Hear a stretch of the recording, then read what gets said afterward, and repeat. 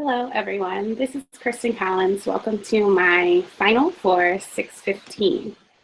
I am a music teacher, currently teaching at Pine Grove.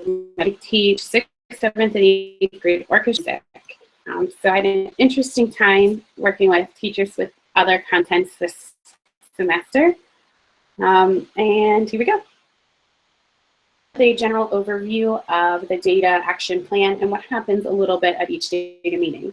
So data meeting 1 is our first meeting where we bring in some data that we want to analyze with some peers, and we discuss some trends, some surprises at the numbers. So we're saying, I noticed this about the numbers, or I wonder why this is happening.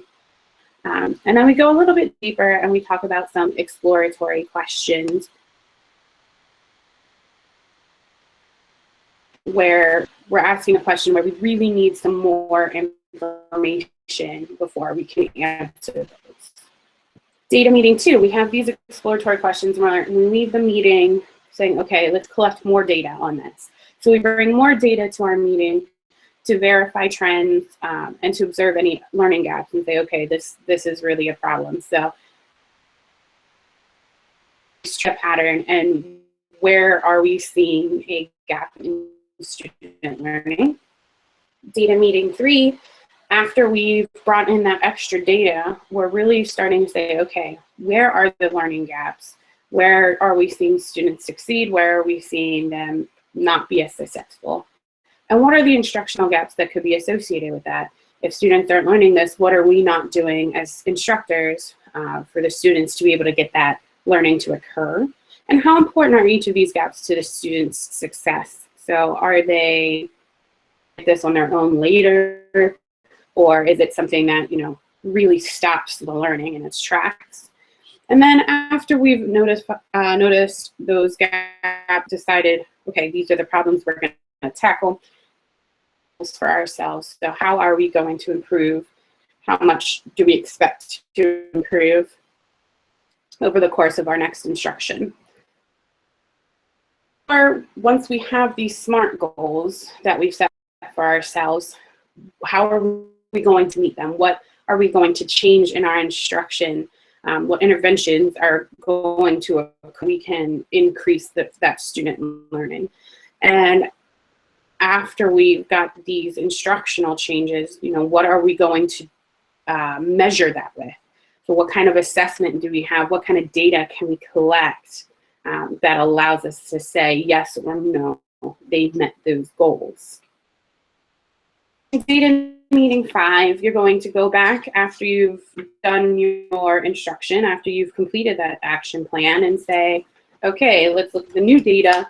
Did we meet the goals that we set? If we did, great. Okay, moving on, we're going to bring in some new data and kind of start the process over again. We're going to have to go back kind of to number 3, number 4. Okay, relook at our goals. Were the goals realistic in the first place? If they were, what can we do now? Can we change to that goal again? So we kind of take a step back, try it from a different angle. So our data plan for group 6 is Brave. They were nice enough to let me use my data for the full data meeting project. So here we have the data that I collected this past spring as part of my SLO, Pine Grove, and students learning rhythmic problems. And so as you can see up here in the top corner, only 70% met their goals. So we were really wondering, where is the breakdown? Why is it only 72%? After we did our notice and wonder statements, we came up with an exploratory question: why students were able to complete the basic rhythmic problems at midterm, because we had some fairly nice scores there, but they were less able to complete the complex rhythmic problems at the final, because we actually saw significant grade decline or not as much improvement as we would have expected in that time frame. So we looked at some more data, we found some learning gaps, and we went with 3 main instructional gaps that we found. So instruction that we're going to look at, we wanted to use peers in class to review the techniques of complex rhythms. Then we said we really should look at sheets, because after the midterm, after the simple rhythms have already been completed, the worksheets that we used for the required the students to learn kind of the same amount of information in less time. It just kind of started to speed up, and we were kind of wondering if we were getting enough practice with that information that maybe they weren't at that time. So we wanted to use our faculty at our school or other instructors that we know to really take a look at that from the outside and help us build better materials. My favorite change that we really wanted to look into was exploring alternatives on based learning assessment. So how can we get students to use this information and make sense? And for us, that's pretty simple. We can get students to create their own music within a set of parameters instead of answering like multiple choice questions or filling in blanks, stuff like that. So really being able to get creative information would be a really cool way to assess student learning at that point.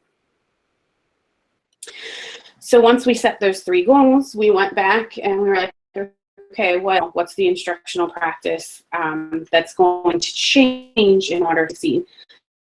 So one I struck with was using Legos to teach rhythms. So we're talking about different size and how so they have to kind of explore and find what the Legos are worth fractionally by being only told a couple. So they kind of learn through exploring. We talked about teachers really asking deeper questions instead of just assuming, walking around the room, having questions prepared and really track student responses, and then having some kind of tracking sheet, student names, so that we can kind of see trends. Are students able to answer these more complex questions? Are they struggling, having issues with that? Then we talked about students by teaching other students how to complete these tasks. So if students are able to teach, and can they explain to someone else who doesn't know how to do it, how to complex rhythms. At last, we said we wanted to do some like dry erase board activities, some creative kind of exit tickets. So at the end of each lesson, we can do a final check-in. Are most of us getting it?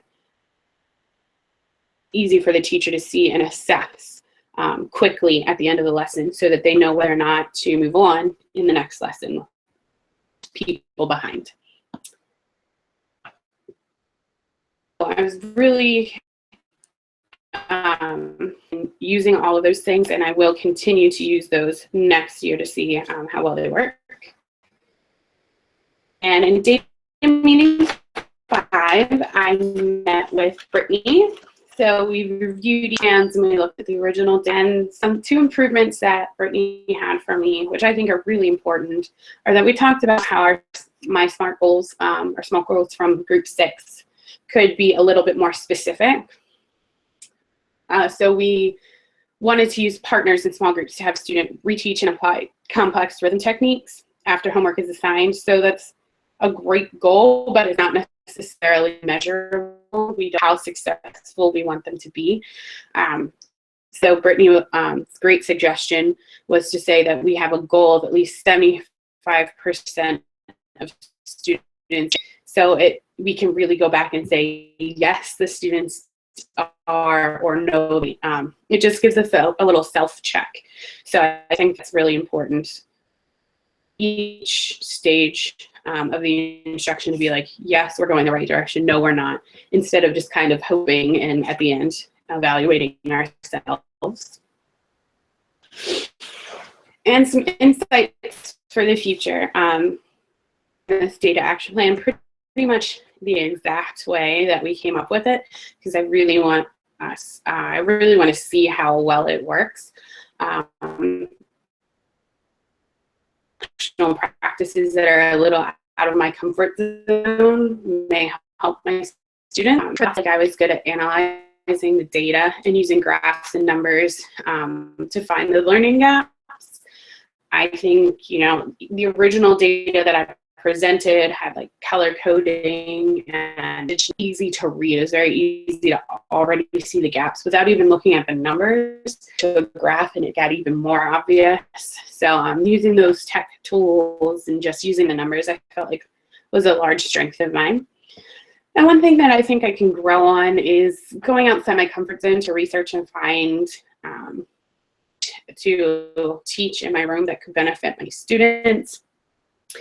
I tend to get a little caught up in myself sometimes, like I don't know what to do at this point, but you know, expanding my use of PLCs, using teachers outside of my content, teachers in my content, to find ways to kind of doing or help students get the information from some other way is, and I'm interested to see how those pieces that we found for us will work next year. And some useful takeaways. The most important thing that I really got out of this plan was thinking about the data with a non-biased person. It's easy for me to analyze the data. I know the students, I know how they act, I know their strengths and their weaknesses, I know my strengths and sometimes my weaknesses. So I see it through a very specific lens, but being able to talk to Verna and Brady about it, they were able to question some of the bias that I already had. Now I see it differently. And then setting SMART goals with measurable assessments that I should do more often in my own practice in general is setting those goals with a measurable part, so I can say, am I going the right direction or not, instead of just, yeah, I think this is